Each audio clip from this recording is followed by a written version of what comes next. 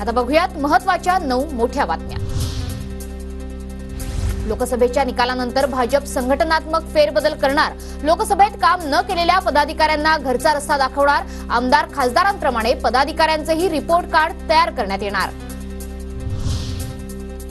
नाशिक दुष्काळासंदर्भात मुख्यमंत्री शिंदे आढावा बैठक घेणार। नाशिकच्या जिल्हाधिकारी कार्यालयात व्हिडिओ कॉन्फरन्सिंगद्वारे बैठक होणार।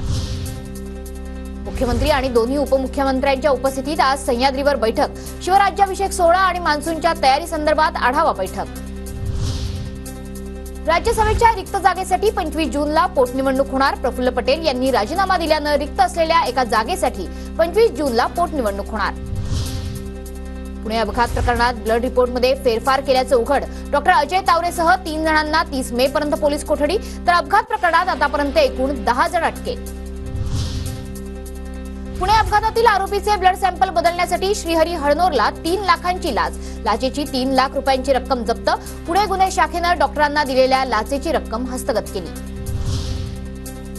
पुणे अपघात प्रकरणात गैरप्रकाराच्या चौकशीसाठी 3घांची समिती गठीत। वैद्यकीय तपासणी उपचाराबाबतच्या गैरप्रकाराची चौकशी केली जाणार। ब्लड सॅम्पल रिपोर्ट बदलल्यानंतर वरिष्ठांचा निर्णय।